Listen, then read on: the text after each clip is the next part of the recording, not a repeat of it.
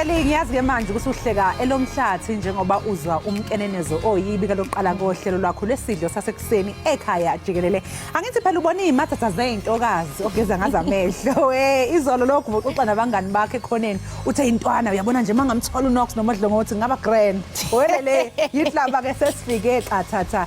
Sikuphathele ke ezemidlalo ezomnotho kanti abanye bayabalisa Nkosi yami bathi ey kodwa umntawungu waye eqasha uNtseki uyasicandisa man kusile vuka ulungiselela ke kuya emsebenzini nawe uyozama uyasiphela ayikho inkomo yobuthongo nange noMadlongothi kade linda ukuthi akhulume kholos Hayi ngiyalindanga bendithi jonga Jikiyekele simathatha Jikiyekele intokazi yakwaZulu uqhuba usombela ayike bukeli lingatsho elogwijo selisazi into kubana azifikanga izimathatha zodumo inguyeka lokuMadlongothi nayo mamtshali siyaqhuma inqawe emaxhegweni uyaqonda ukhumbule kumbukeli into kubana xa kuqhuma kubasiwe kungabaswa kulanjiwe into ethi ke thina sesipheke sesiza kophula kaloku indaba ezithothe enhlanje emva kweli nakumazwe ehlabethini qiniseka ke into kubana awugqusha lazi sikhona isimo sezulu zikhona ezemidlalo bakhona abantu abaqhafuqhafu esizoba nabo sibe nodliwano ndlebe wena ungayi kwandawo khulula ibhaki uzive usekhaya dimla ke ukhalosa kalubisi unonkanyezi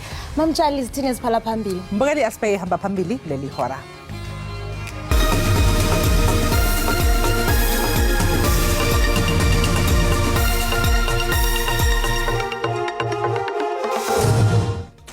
Inhlangano yabahleli beindaba iSouth African National Editors Forum iyayigxeka igameko zokuhlaselwa kweintatheli uma zisemsebenzini.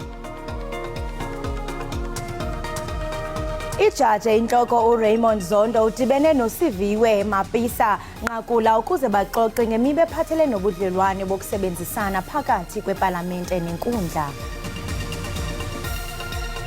Kaizer Chiefs imemezele umlifi Ntseki njengomqeqeshi wayo omusha ngemva kokumkhomba indlela obengumqoqoshi noma umqeqeshi uAtazwane.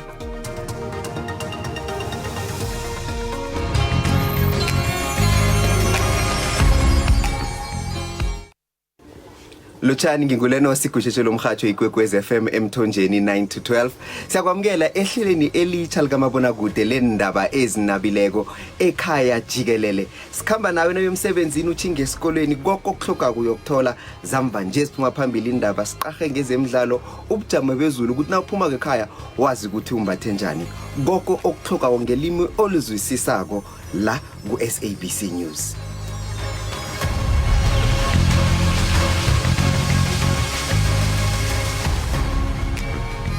Ngatsho kwekwezi FM isithethi seofisi kamongameli uVincent Magwenya uthi umongameli welizwe uCyril Ramaphosa uzakwenza isibhengezo kungekudala malunga nenkomfa yeBrics ekulindeleke ukuba isingathwe apha. And in the next couple of days or so, we'll be concluding his round of consultations with other BRICS leaders. Thereafter, we will be in a position to advise as to when the President will make an announcement regarding the country's hosting of the BRICS summit. This is going to be a historic summit. All African heads of states have been invited. Heads of all regional multilateral bodies have also been invited. We have a historic number of countries seeking to join BRICS, which is something that BRICS member states will be considering. Therefore, it will be a very successful summit, and the President, alongside his BRICS counterpart, are all determined that nothing distracts from hosting a very successful summit. Inhloko yamajaji uRaymond Zondo ube nenguyazana nosomlomo weParlamente uSinosiviwe Mapisa Nqakula kanye nosihlalo omkhandlo obhekele izifundazwe uAmos Masondo ngenhloso yokulungisa ubudlelwane phakathi kwamajaji kanye neParlamente. Ngesonto eledlule uZondo wathi iParlamente liyadembesela uqinisekisa ukuthi lelizwe alitholi ligwamandwa amandla ombuso esikhathini esizayo. Inhloko zeParlamente zabe seyicela ukubamba umhlangano nenhloko yamajaji ukuze phela kubhungwe ngalolu daba njengoba zikhola ukuthi ukuphawula kaZondo kwakubukela phansi ukusebenza kweParlamente. Lo mhlangano ke uzoqhubeka lapho kuzokhishwa khona umbiko mayelana nenyathelo eseyithathwe iParlamente ngokuhambisana nezincomo zekhomishana kaZondo. Given the nature or the tone or how the statement was written, because I was not in the meeting, I was with you here, They were fruitful discussions, and I think the discussions seem to have been quite robust, but very cordial as well. But like I said, I don't want to make assumptions and guess what could have happened inside there. The presiding officers will be able to tell you tomorrow.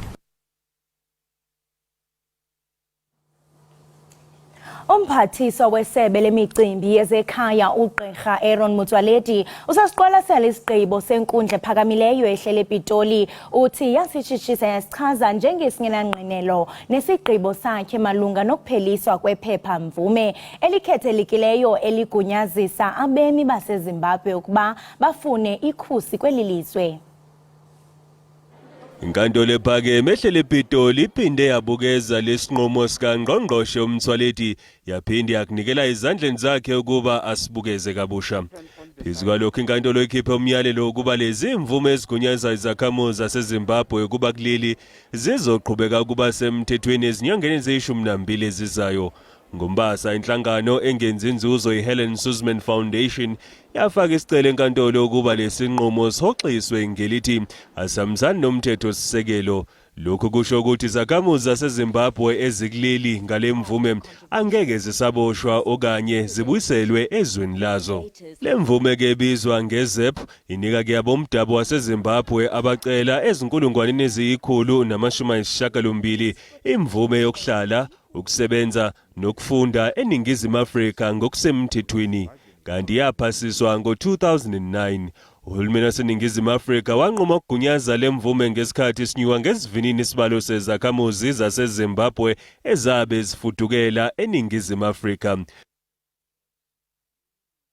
Umengameli wezwe uCyril Ramaphosa useshicilele incwadi eyigunyaza ukumisa emsebenzini amajaji amabili einkantolo zaseGauteng, uChief Maumela kanye noNomonde Mngqibisa Thusi. Ukunqunyanyiswa kukaMaumela noMngqibisa Thusi kulibeka kwisihlanu inani lejaji ezinqunyanyiswe ngumongameli emva kokucetyiswa yiJSC.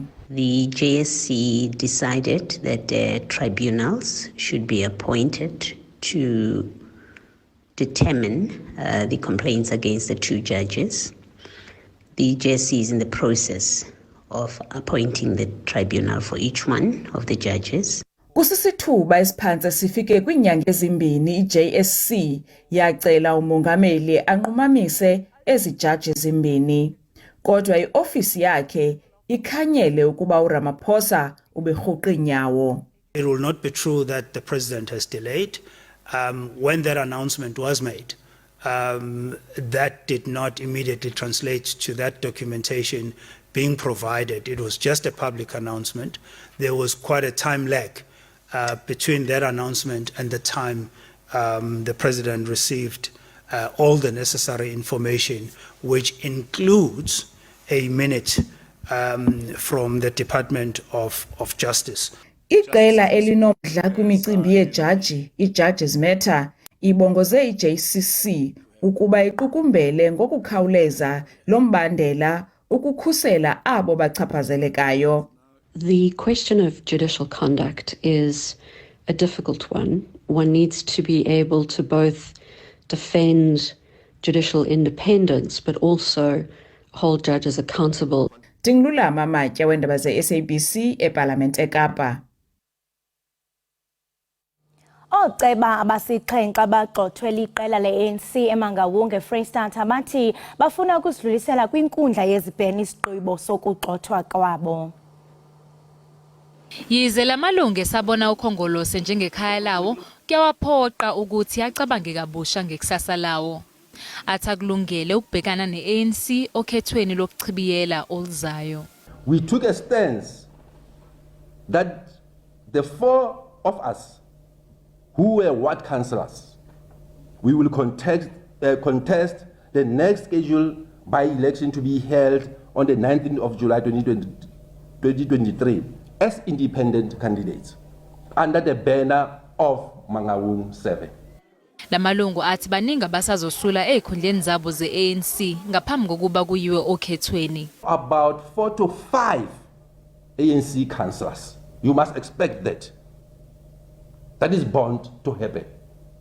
Because what we are saying is that once the community have sent us to go and keep the executive accountable, and someone is preventing you from doing that, that will be inside you.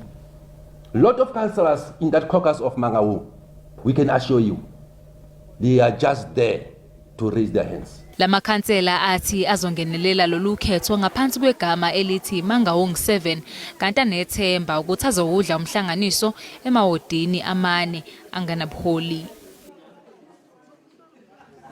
Lihlehlisa lo msombuluko ozayo enkantolo yemantshi eBloemfontein icala elibhekene nabasolwa abasha abathathu ngokweqa ejele kukaThabo Bester.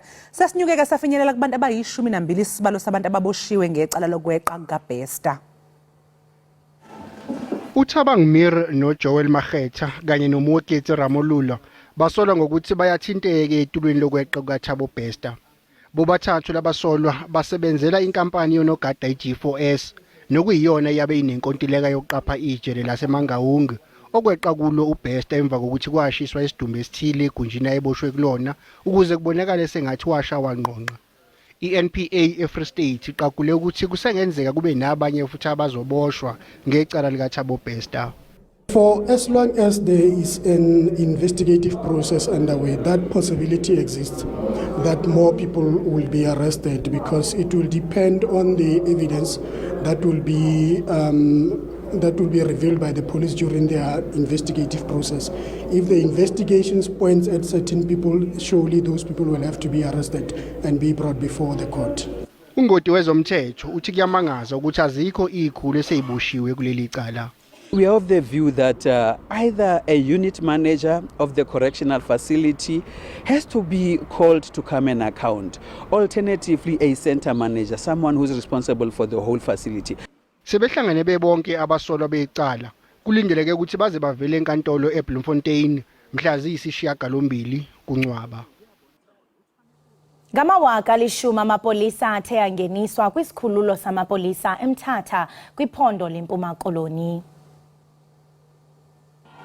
Amapolisa ayi-552 azokongezwa kumapolisa eli. Lamapolisa athe aqoqumbela uvavanyo kwi-Academy yamapolisa. Ayi-190 azakuba seBhisho, ukanti ayi-148 azakuba seThabazimbi. Umphathiswa ucele uthi inkqubo eqhutywa eGoli iOkayi Mulawu iza kuqhubeka kwizwe lonke. We have shifted a little bit from reactive policing investigation. We have moved to preventative and combating the crime. If you smell around, what has been popular in Gauteng as Okayi Mulawu is a national issue. Abahlali baseMthatha basafuna impendulo ngokubulawa kukaNamhla Mthwa kuba kungekabikho mntu ubanjiweyo. Waye wadutyulwa wabulawa phambi kwakokwabo kunyaka ophelileyo kwinyanga kaTshazimpunzi. Abahlali bakholelwa ukuba yayiziziphumo zoxhatshazwa ngokwesini. The issue of Namhla unfortunately is taking long, but that was taken by the national office and is still under investigation. Indawo yaseBhitye xa uphuma eMthatha yenye yendawo umphathiswa ebeke wayindwendwela ngenxa yokubulawa kwabantu. Abahlali baye bakhalazela ukungabonakali kwamapolisa neven zamapolisa.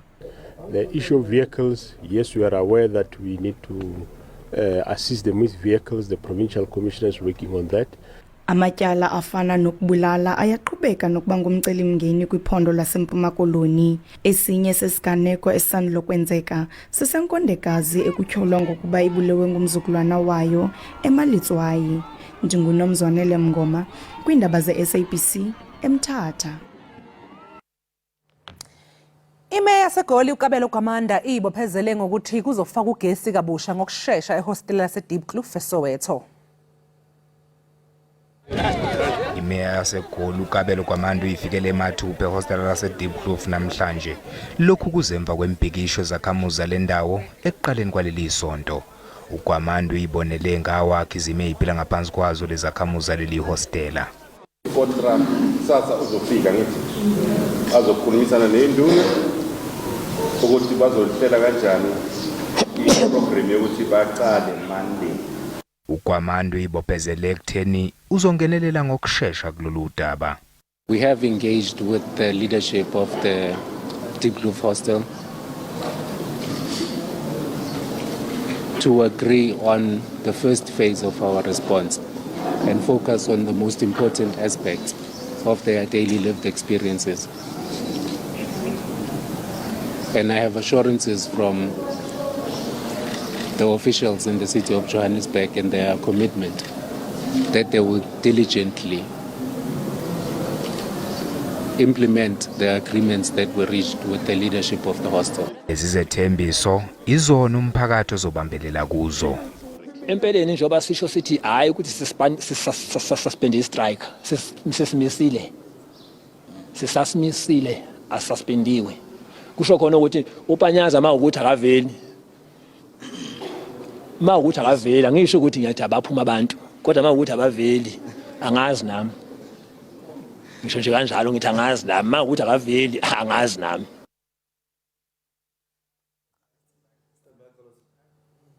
Luvalele uphezulu uhwebo lwerandi ezimakethe. Irandi libiza u18.50 edoleni laseMelika libe u20.57 kupondo kanti lingu20.27 ku-euro. Ipula laseBotswana libiza u1.40. IJSE ke yona ivale inkomba yezabeli iphezulu. Igolide libiza $1,909 i-ounce, iplatinum libiza $909 i-ounce, uwelo ngahluziwe ubiza $71.90 umphongolo. Mbukelisi sathi nje qunga seyitolo ungalingi uyendawo sisakhona la ekhaya Jikelele.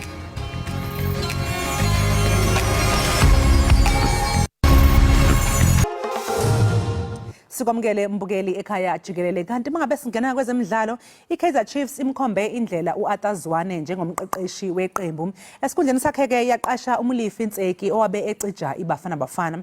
Njengamanje uZwane owazakhela igama ngelika 10-111 usezosebenza ke njengephini lomqeqeshi eNaturena. Ukuhlelwa kabusha kwethimba labaqeqeshi beKaizer Chiefs kusho ukuthi ke uNtseki uyena osezoba inhloko yabaqeqeshi kuleli qembu kanti ke uZwane emsebenzini wakhe omusha njengomsizi kaNtseki uzobe bambisene noDillian Shepherd.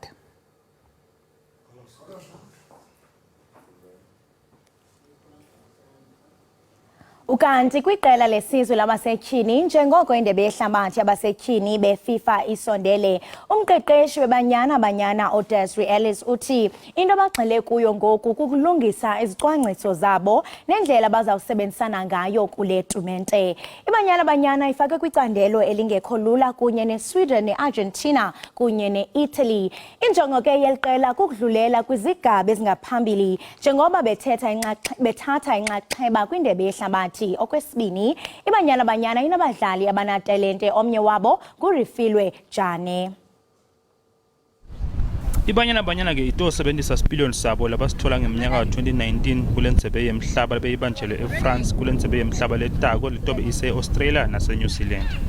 ENingizimu Afrika ke yahlula kuwo yonke ke imidlalo emithathu leyawudlala. Bakhona kuthiwa ligoli linye lokubika ekhaya kanti ke bangenelwa amagoli lasiphohlongo. Emidlalweni wabo wokuqala ke bahlulwa ngemagoli lamane yiGermany. Base ke bahlulwa live laseChina ngeligoli linye ecanzeni. Leli goli labo lekubika ke kulobugcuthelwane balishaya ngalesikhathi bahlulwa live laseSpain ngemagoli lamathathu kulinye.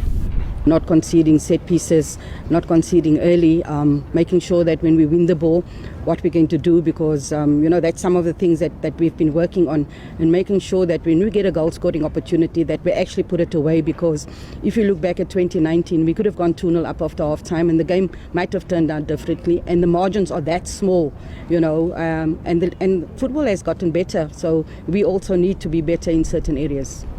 Kepha ke leli qembu lisafana naseminyakeni leminele yengcina. Ibanyana iyake kulobugcuthelwane iboshambeni belivekade leAfrika ngemva kokuthi baphumelele lesixoxo bashaye iMorocco kulomnyaka lophelile ngenyanga yakholwane. I think even before being WAFCON champions, there were already expectations, and that's not going to change. Obviously, now with the title of being WAFCON, the expectations is even bigger because they expect more, and we know that, So we're working towards not trying to disappoint anyone, but we're working towards going there and making sure that the fans back home can really be proud of this team. Kanti ke nyalo sebaningi badlali bakuleli labadlala ngaphesheya kwetilwandle. lokufaka ekhathi captain waleli qembu Refilo Jani. Playing in Italy makes it quite easier for me to share the scope with the management. I think 95% of the players in the national team of Italy play in Italy. So some of them I play with them in my team, some of them I've played against them, and some I've played with them in previous teams. So I know quite a lot about the Italian team, the Italian structure, and also the qualities that some of the players have. Sipiliyoni saGerman Siphosena ke lodlala eveni laseMexico sithola incedza leli qembu njengoba ke uTobe adlala kulendlebe yemhlaba yesibili ngekulandzelana. We were recently told it's unfortunate that it was such a short notice in terms of that we're playing Botswana. As a team, we would like to play a stronger team, but it's a send-off match. So we will go there and do our best and hopefully get a good result. I believe in the team, what they're capable of, and we need to show the nation and gain confidence from this match going into the World Cup. Kungena ke enkundleni etemidlalo kutobe kumahala ha kanti ke ematikiti atumukeliswa kusukela namuhla.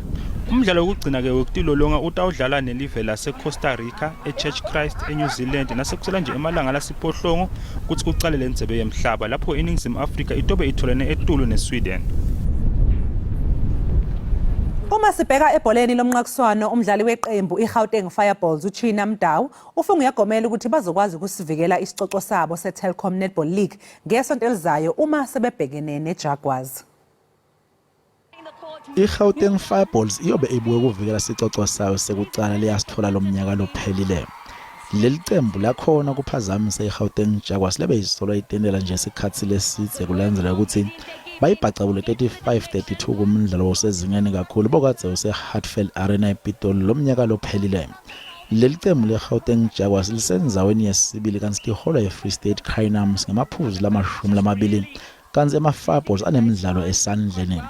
Umdlalo wama-Fireballs China Mdawu uthemba kusengiso sikhathi sekuthi liqembu lakhe kusale kuba ngilolelena kahle kakhulu manje kuligi.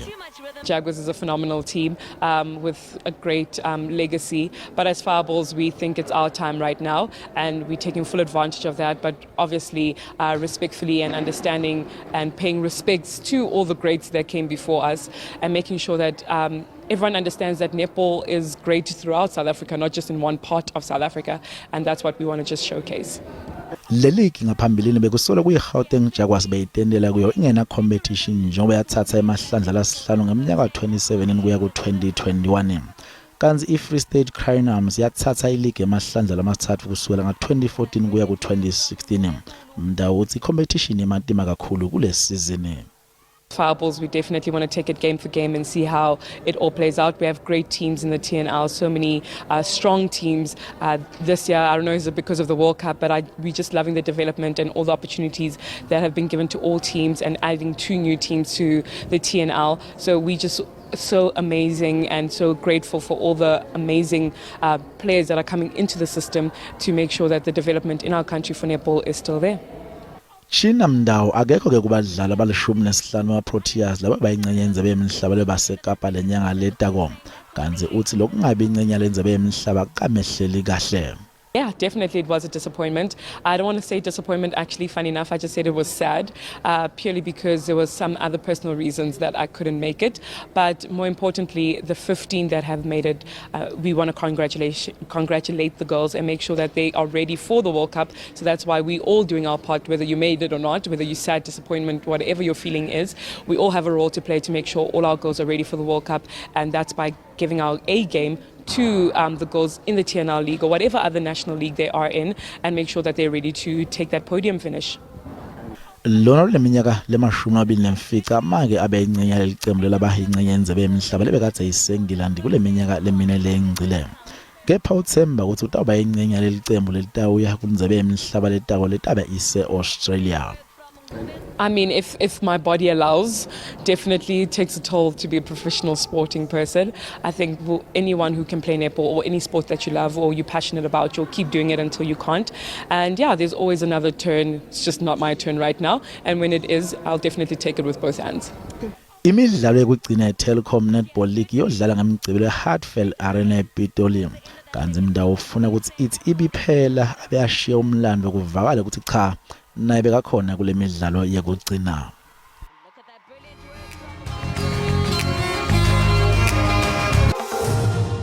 Sikwamukele mbukeli ekhaya jikelele. Sibonga kakhulu ukuthi usahlezi kanye nathi. Kanti mangabe siqhubeka neindaba ethinta ezemidlalo, libuyile ekhaya ithimba labadlali baseningizimu Afrika ebeliyingxenye yemidlalo ekhethekile yama-Olympics ebibanjelwe eBerlin eGermany. Laba badlali ke mbukeli babuye nezindondo zegolide engamashumi 22 ezegoldi. Kwaba ke ezesiliva engamashumi 20 silver kanye ke nezisikhombisa zebronze. Mayelana ke nalolu daba mbukeli samukela umqeqeshi wegalofu ubheki Madonsela kanye nomdlali wegalofu oneminyaka eyi-19 uThato Hart Nuhotla ofunda ke esikoleni iMathidiso LSN. Sinibingelele sinamukele namhlanje kusene ekhaya jikelele. Sikubingelele coach, sikubingelele nawe Thato. Siyabonga. Siyajabula ukuba nani namhlanje ekseni. Asiqale ngawe nje coach Bheki. Sicela ukuthi uqale usazise kuqala umehluko phakathi kwama Paralympics kanjalo ke nemidlalo yama Olympics ekhethekile. Okay. Nginibingelele ekseni emakhaya. Igama uBheki kwaMadonsela. Difference between i-Paralympic ne-Special Olympics. I-Special Olympics normally sidila ngama intellectually impaired. And when I say intellectually impaired, like sidila ngabantwana ukuthi you think that he cannot do it, but at the very same time he can do it when we do it with Special Olympics. Then Paralympics, if you understand, they do with the physical and strength. That's the only thing that I can say for now.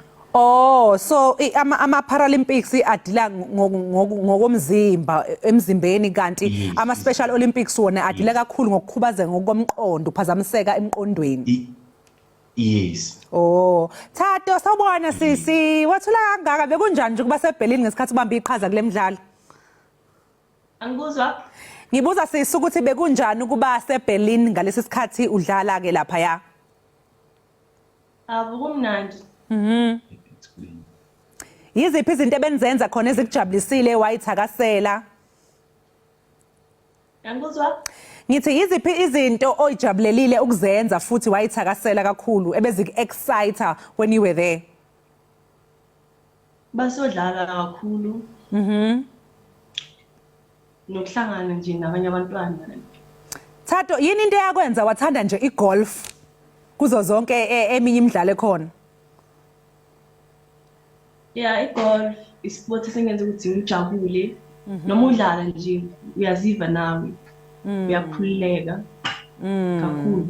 Alright. Coach Bheki, yini into yakwenza ke wena waqoka ukusebenza njengomqeqeshi nokuthi umsebenzi wakho uhambe kanjani ke eBerlin ngokubuka kwakho? Angibuzwa? Ucoach Bheki ke manje sengixoxisana naye ngimbuzayo ukuthi bekunjani, yini into eyenza ukuthi akhethe kuba ngumqeqeshi kanti futhi yena ke binjani yakhe experience ngesikhathi eseBerlin? Okay. It was a great experience. Meeting some other countries. Actually, it was bekuqala nje kuko konke, and I think I've enjoyed and I've learned. Yeah, and you know, sometimes Tina mongakaze waphuma ungakaze wabona ezinye izinto, but when masophumile songaphandle you intend to see great things, you intend to see good people, you've learned, and ekunezinye izinto boqabanga ukuthi mhlambe ezinye you are good, but masona abanye abantu mase bakubonisa so yabona ukuthi okay right, it means mina ngayenza lokhu nalokhu, and I was happy with my athletes. They were relaxed, like azange nje babe ne panic button nje, whatever that we esi practice from like South Africa and until Germany, everything bayenze kahle. Manje mqeqeshi yini nje mhlambe into ongayisho ukuthi ibe yingqinamba noma izingqinamba ekuthena uqeqeshi iqembu lakho kahle nokuthi manithatha uhambo njengalolu, yiziphi ingqinamba enibhekana nazo? All I can say, one thing that into esiye sayenza and engibonile ukuthi isincedile It's the support from the principal, it's the support from the staff. And another thing, ukuthi ne golf course le practicela kuyo Brakpan State Mine. Everyone was friendly to us, and nabo abanye abancedile ama athletes wami ukuthi ngaso sonke isikhathi when they're in the field they know what to do. Esinye isikhathi yazi kwesinye isikhathi phela mawuqala utrainisa umuntu akazi ukuthi kumele mawuthi i-pitching wedge, he doesn't know what is pitching wedge.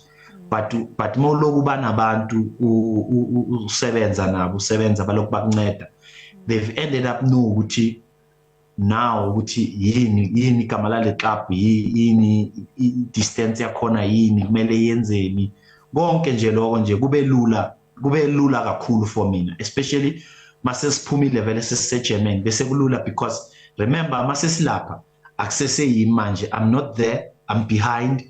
Bona bayazi ukuthi makaya le uyothatha ini, makashaya ini, maka i-distance so uyenzani, then kuvele nje kwabalula nje ngokusebenzisana nje nabantu abaningi abangincedile through i-training, plus ne-assistant coach, plus with my assistant coach Thulisile Galela naye, he was there, he was a part, he assist a lot. Yes. Ngiyakuzwa ubala i-golf course, usizo oluthole ku-golf course kanjalo naku-principal. Mhlawumbe ngokubuka kwakho engabe ke imidlalo le yama Olympics ekhethekile ithola ukweseka kwanele yini ke okuvela kuhulumeni? Yeah, it was a great exposure, and what I can say, it was magnificent. That you could feel yazi. I know. I don't know what to say. Like the opening. Yes. Yeah, the opening was wow. Closing the games, like it was in a good stage whereby, sometimes when you are watching a World Cup, you could feel ukuthi this is it. Yes. Nathi lapha indlela besingayo I chazeleki like it was the best of the best. Hayi cha kuyajabulisa coach Bheka ukuza ukuthi cha nijabulelile ukuba lapha eBerlin eGermany. So ke coach awukungxoxela ke in terms of the government, iluphi usizo noma do you think the government is doing enough to assist you guys in terms of lama Olympics are special, and if not yini into mhlawumbe abangayenza to assist? In terms of that, ma'am, hey, I wouldn't say much, but for the sake of all the government, the Minister of Sport was there, Nkosazana Zuma, Begakhona, like a lot of ministers of sports, they were there, and the Baziba figure na say Germany opening.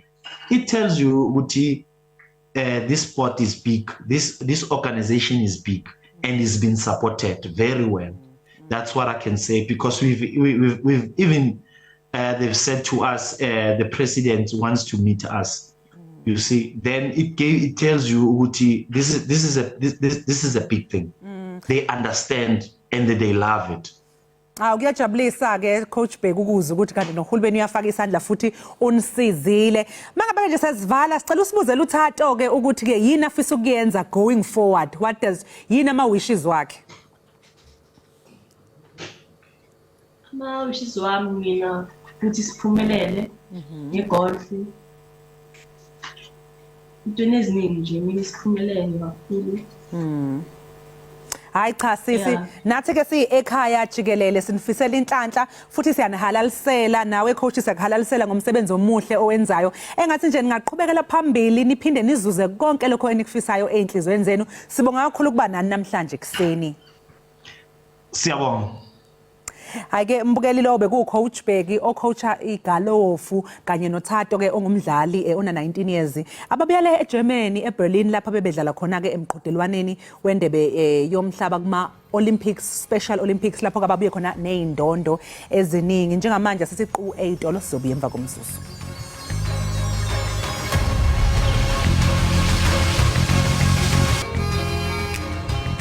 Sikwamkele mbukeli ekhaya Jikelele breakfast show. Kanti ke mangabe siqhubekela phambili mbukeli, ukuhlaselwa kweintatheli zisemsebenzini wokucoshela izindaba sekwaba insakavukela umchilo wesidwaba kulelizwe nokuyinto ke engeyinhle njengoba iphazamisa phela ilungelo lokucoshela indaba ngokukhululeka nangaphandle kokwesatshiswa. Intatheli ephephandaba laseNewcastle uEstelle Naika uthemva kokubhala kwakhe ngemigodi eminingi yenza kungahambeki emgwaqeni yaseNewcastle kwaZulu Natal komunye umcimbi ayewucoshela wahlangana nephini lemeya uMasipala uMusathwala yamtshela ukuthi imeya yeneme ngendlela abika ngayo futhi angaphinda alibhale lutho ngaphandle kokukhuluma nayo wabesetshelwa ukuthi akaphuma phele kulomcimbi ayezocoshela kuona. Akugcinanga lapho kwahlaselwa intatheli eDaily Dispatch eyathola imiyalezo eyisabisayo ethi ayihambi iqalaza ngoba kukhona ukuba okuzoyehlela ngoba khona abantu asebeqashelwa ukuthi bazoyidubula bayibulale ngenxa nje yalezi indaba ezicoshelayo. Nakhona ke la eSABC zike zehla igama ezifuzelezi njengoba intatheli uCobin August athule joka kanye noRatile Thwalele bathi becoshela la kwakubhikishwa khona amadoda amabili avela thatha inguzunga yetshe ajikjela ngayo ithimba lezindaba lelo tsheke lashaya uThwalele ekhanda walimala. Them saying now Ensukwini ezimbalwa ezedlule intatheli esemkantshubomvu la eSABC uChriselda wakwaLouis wayoceshela eDiepkloof eSoweto kwaba khona abashaya imoto yomsakazo ongamatshe kwaphihlika amafastela nokwabeka impilo yeintatheli engcupheni. Mbukelo ohlele ekhaya Jikelele sizokhuluma nesikhungo sabahleli beindaba iSANEF okuyisona esizosichazela kabanzi ngokuthi ngempela intatheli zishaywa nje zidleni kabani. Sibonge kuCalvin wakadludla ngalo mbiko ke mbukele njengoba eshilo njengamanje ukuthola kabanzi ngaludaba sixoxisana noHopewell Hadebe yena ke uvela enhlanganweni ebhekele ukusebenza kwabahleli beindaba iSouth African National Editors Forum eyaziwa ngeSANEF. Hadebe asikubingelele sikamkele ohlelweni. Ngiyabingelela dadewethu ngibingelele nakubalaleli. Sibonge kakhulu ngesikhathi sakho. Engabe ucabanga ukuthi yini ngempela lento eyenza ukuthi kuhlaselwe intatheli ngalendlela?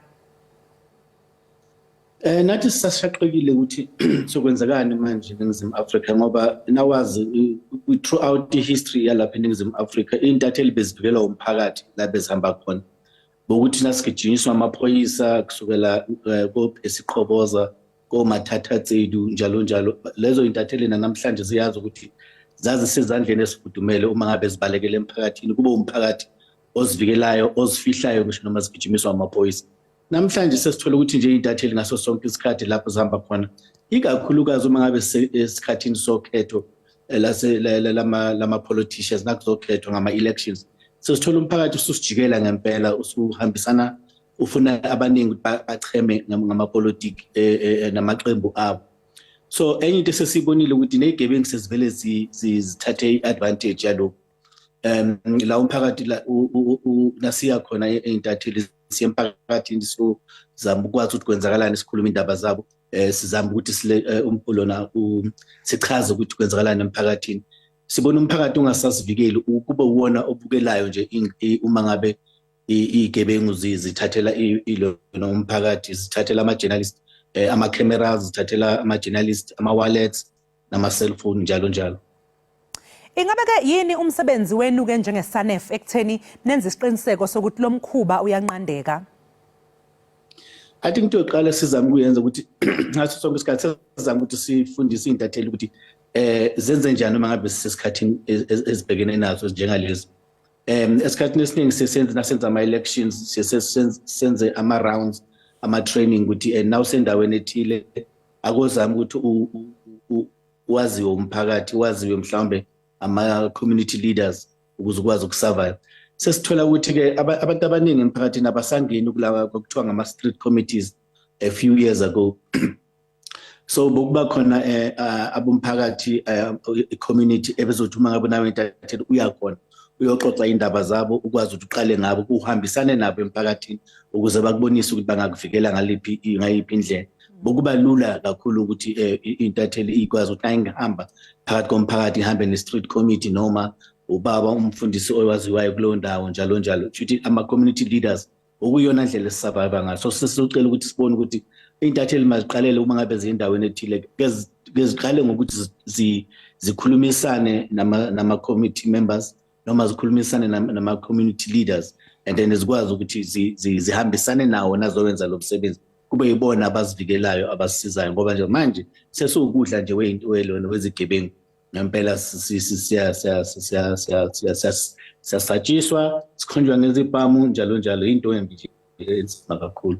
Hayi cha baba uHadebe ngiyavumelana nawe lokho kushoyo ngoba eyinsukwini nje eyingeningi eyidlule sike saxoxisana nenye yeintatheli zala eSABC ze cutting edge ezenze kahle zathola nezindondo ngokuveza umsebenzi wazo. Omunye emangixoxisana naye uye washo wathi kubalekile ukuthi mabefika emphakathini into eyayisize ukuthi baye endaweni especially noma ikakhulukazi endaweni zasemakhaya baqale mhlawumbe enduneni bayibike basho ukuthi bazokwenza kanjani ngaleyo ndlela ke cha bayathola ukuthi benze kahle umsebenzi wabo.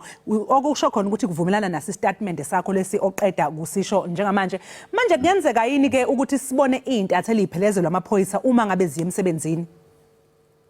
Akubheke lapho Lundi kwenze ukuthi intatheli zathi ziyosebenza lapha zase zibanjwa umphakathi wawutoyitoya base bazama ukuthi ngeke sithi kidnapping kodwa baba detain kukhona omphakathi wafonela amaphoyisa afika azinceda lezo intatheli kwakuyintatheli futhi ze-SABC oLundi. So nawuthula ubheka nakhona kungangcono ukuthi usebenzisane nawo amaphoyisa kodwa inkinga yiba sekutheni uma ngabe ufika endaweni lapho kunenkinga khona between amaphoyisa nomphakathi ungcono ube sesayidini lomphakathi ngoba nawo uzovela namaphoyisa usuvela sobonakala ngathi usuyisitha somphakathi. So nalapho yebo sasizakala ukuthi amaphoyisa asincede intatheli zangalimala kodwa kubalulekile ukuthi kube umphakathi iqala uwona ovikelayo.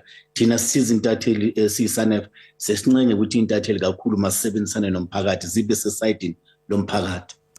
Embikweni Hadebe esukade siubika nje ngaphambi kokuthi sixoxisane nawe intatheli yethu nathi la SABC uCalvin okwadlula uxoshele ngodaba uyasho ukuthi kukhona enye yeintatheli lapha kwaZulu Natal eze yaxoshwa lapha ekade ikhona ixoshwa osolo umuntu omkhulu emphakathini emonisha ngokuthi wena asithanda indlela obhala ngayo ngani wazi waxoshwa kuleyo ndawo mhlambe egamekweni enjalo lapha intatheli sixoshwa khona ngenxa yokuthi yenza umsebenzi wayo ubulungiswa buthini kuleyo ndawo. Lapho kusokufuze bakhulume nathi ukuze kube yithina siyisanef sokukhulumisana nalowo mholi. Ukhumbule ukuthi ngokuhlonipha umholi akusho ukuthi sokufuze manje ubonakale ochema naye. Uma ngabe uze endaweni ethile uthola ukuthi uyena mholi oyinkinga kulowo mphakathi. Kufanele kube umphakathi okuvikelayo ngoba ukwazi ukuthi umphakathi lona umholi wabo ungomunye wabantu ozophenywa ngokunesenzo sakhe mhlambe esingafanele. Sinemela phaya eyayiselweni nemtubatuba kwaba yiyona nama VIP yayo shaya intatheli yaza yobuphisa impela emaphoyiseni bamthathela nomsebenzi wakhe nencwadi yakhe yokusebenza kanye nelaptop yakhe kwaba amaphoyisa ahambayo ayofuna le laptop akwazi ukuthi ayithole. So kuyenzeka ukuthi kwesinkathi umuntu omubi kube uyena lo mholi okhethiwe ngoba esenza izinto ezingafanelanga.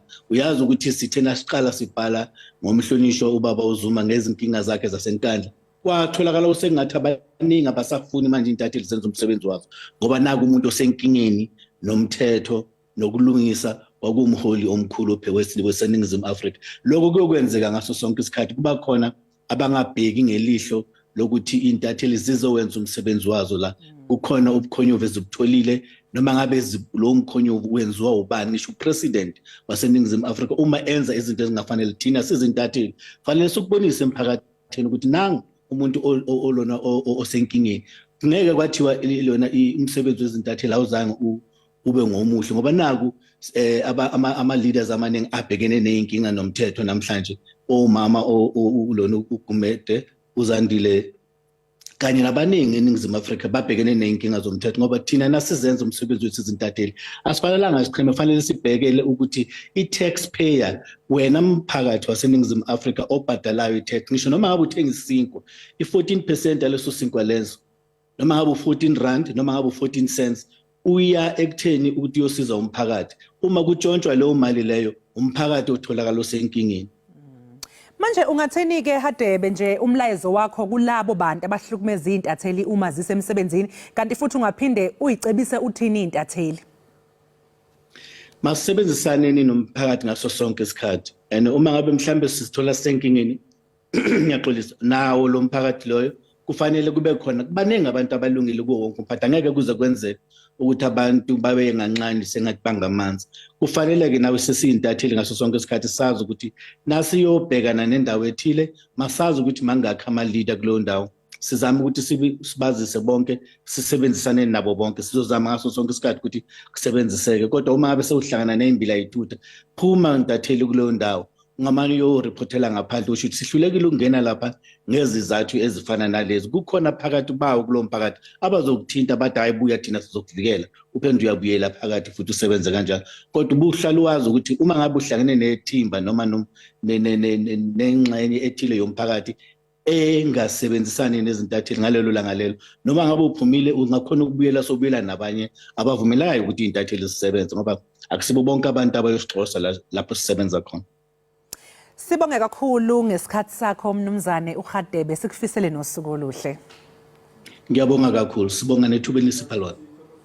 Lowo ke mbukeli bekuHopho eLhadebe wesikhungo iSanef kanti besixoxa naye ngegameko zokuhlaselwa kweintatheli kulelize. Isigameko sakamuva lapho kuhlaselwe khona intatheli yalapha eSABC uChrysel Dawo kwaLuwis obeyoxoshela ke eDipkloof eSoweto asisithokozisanga neze njengamanje ke mbukela sesiqu 8 sobuye emva komzuzu.